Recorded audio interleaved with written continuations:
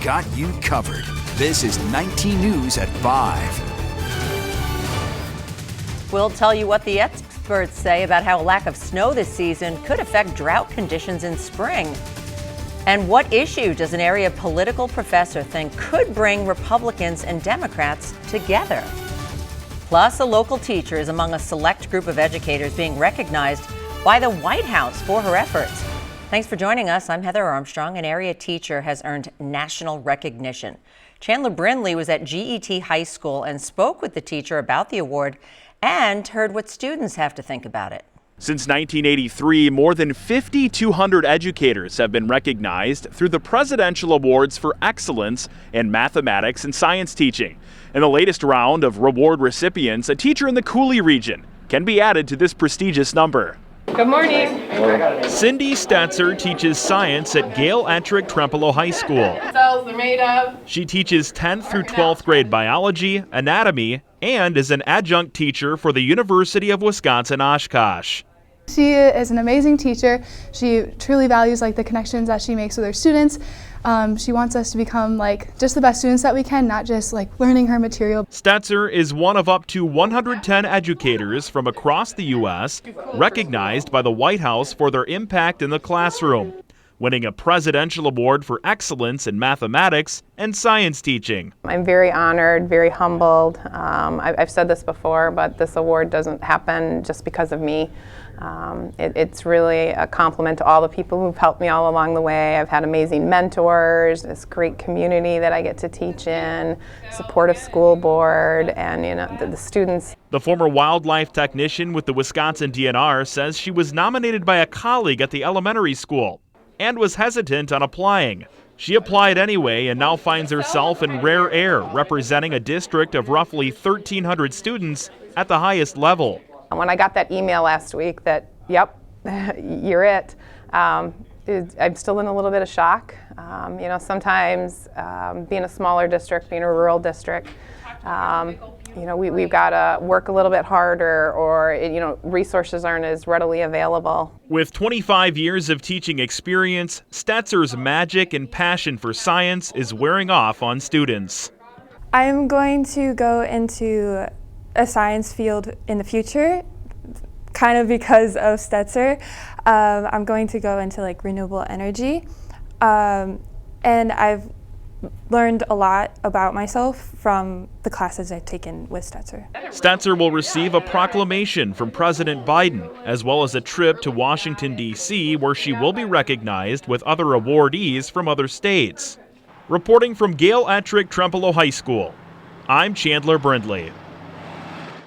Wisconsin will have two recipients of the award. The Mathematics Award winner is Erin Schrader of Waunakee High School. Well, now we switch our attention to the forecast. The sun was out today, but it was still pretty cold. But there is a bright spot after this. Meteorologist Jeremy Landgrebe joins us now with Lacrosse's first forecast. Hi, Jeremy. Hi, Heather. And yeah, we do have some warmth on the way, but it was a little bit cooler today, though plenty of that sunshine. We can thank that high pressure system just off to our southwest as that cold front passed through last night. That's kind of why we're bringing that cold air, that cold front that moved through, as well as where that high pressure system is located as it moves in a clockwise rotation. So you're bringing in some of those northern winds. We take a look at current conditions. Still sunny at 12 degrees. Those winds can be breezy at times, ranging from 5 to 15 miles an hour. That's going to continue for tonight. As far as those temperatures, we're seeing everyone above at least 10 degrees, many in the teens. You got 15 in Prairie du Chien tonight. We're going to cool down to about 2 degrees, even 1, before we start seeing that warmer weather and a few snow chances. All more on that in 15 minutes. Heather? Thanks, Jeremy. The start of President Trump's second term has been marked with a slew of executive actions, including several moves to fulfill his campaign promises on immigration. One of his executive actions had its first day in court today, with states challenging Trump's attempt to end birthright citizenship. ABC's Christiane Cordero has the latest from Washington. Today, the Seattle judge considering President Trump's executive order to end birthright citizenship slammed it as blatantly unconstitutional, blocking it from taking effect.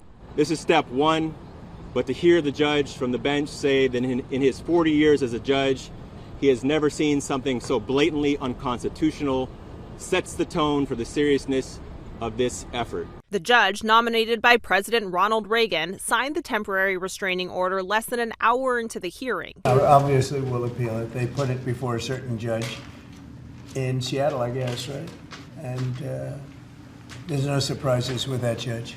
It's the first of what's expected to be a series of legal proceedings weighing whether the 14th Amendment, which guarantees birthright citizenship, applies to children of undocumented immigrants and some lawful temporary residents. It is as American as apple pie that if you're born in America, you're an American. The Trump Justice Department argues parents who are here illegally are not subject to the jurisdiction of the U.S. as written in the 14th Amendment. Also today, the first piece of legislation passed in the new administration is on its way to the president's desk. This is what the American people demand and deserve. They want accountability. They want us to address the human catastrophe that has come from the broken, wide-open border. The Lake and Riley Act is named after the 22-year-old Georgia nursing student killed by an undocumented migrant and requires DHS to detain undocumented migrants arrested or charged with crimes like theft and assaulting a police officer. It passed with 58 Democrats joining Republicans. Opponents warned detaining someone charged with a crime but not yet convicted violates due process. Now, Trump declared a national emergency on the southern border and is deploying 1,500 troops there. Some could arrive as soon as today. Well, in the wake of Governor Evers' State of the State address, the work of the state assembly and Senate now begins with a slight shift in the numbers. Republicans still hold a majority, but it's the smallest they've had in a while. It could provide the chance to see more reaching across the aisle, or it could add to the partisan politics of recent with gavel and gavel out special sessions. Now, UW-La Crosse political professor Anthony Chergosky says issues like education funding might bring the two sides closer. So, although Republicans have not responded favorably to the proposal for a substantial funding increase at the state level for public K-12, I'm not sure exactly how that's going to turn out in this budget process because the local conditions will matter.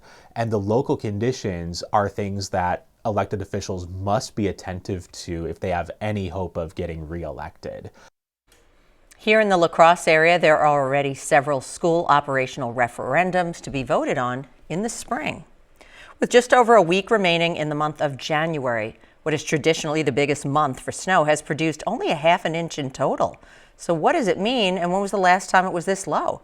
For those answers, News 19's Roger Staffaroni turned to the experts at the National Weather Service. So Roger, what'd you find out? Well, first off, we have an expert right here, but the expert's up on the hill. I talked to them, and if you are looking for snow, apparently it's all headed south, as we've seen in places like New Orleans and Florida getting hit this week, some with up to a foot. But here in Wisconsin, no such luck. December did provide 8 inches of snow, but some warm weather melted all of it, and since then, it's never really come back. What we have had is a few very cold days, and they've shown up on time with more possible. So typically we see our coldest air of the year, usually the last 2 weeks of January and into February. It can go into the first 2 weeks of February. We've had some really cold outbreaks. In February, I remember the 1996-97 days, we had some very cold air that was in place. I remember walking out and having minus 35 degrees on my car thermometer 3 mornings in a row. So the cold air can last into February. So, with what remains of this month, if we don't receive any more precipitation, we will set a record for the driest January ever, and that goes back to 1893. So Heather, that doesn't mean we can't see some more snow in February or March. Last year, we had a total of just over 17 inches of snow for the year. This year, we are currently just a little under 9 inches. And if we know anything about snow, you can make up the difference in a day. And we can always find out real quick because I hear we got a guy right here. I love it. And again, this is the Midwest, so we could get snow anytime going into spring, right? All right, thanks, Roger. And when it comes to other weather forecasters, believe it or not, Groundhog Day is coming up very fast. That's February 2nd. Well, we're not the only ones with an unusual winter. The South now recovering from a record-breaking snowstorm that actually turned deadly in most states. There's help coming from our state, of course. A Milwaukee area snow removal company sent more than a dozen workers to Houston to help those businesses dig out from the historic snowstorm. 16 men and 8 trucks sent on Sunday morning from Weber Landscaping. The owner says that when conditions are dry in Wisconsin, he starts making calls to see if anyone else could use some help. Happening now, an event recognizing and celebrating the 10 recipients of the Youth Climate Action Fund micro grants. It's a Bloomberg Philanthropies program that challenges La Crosse residents ages 15 through 24 to take innovative actions to address climate change. The micro grants range from $1,000 to $5,000. Now, the winning projects include things like planting trees, creating educational events, writing a children's book, installing bike racks, even planting pollinators. Empowering young people to take on the actions in our plan really gives them a sense of ownership and hopefully inspires them and their families to take more action to help prevent the worst impacts of climate change. Coleman says there's an opportunity to continue celebrating innovative ideas from the area's youth sometime in the future. Tax season is coming up, and to help people out, the AARP Foundation is offering tax aid to people with low to moderate incomes. The foundation already scheduling appointments in Sparta, La Crosse, and Viroqua. They're helping Wisconsin residents with their taxes, and that starts February 5th. Now, there are some criteria that need to be met if you're eligible. You need to be sure that they are eligible, such as they have to have lived in Wisconsin for all of 2024, been a full-time Wisconsin resident. They didn't get divorced in 2024.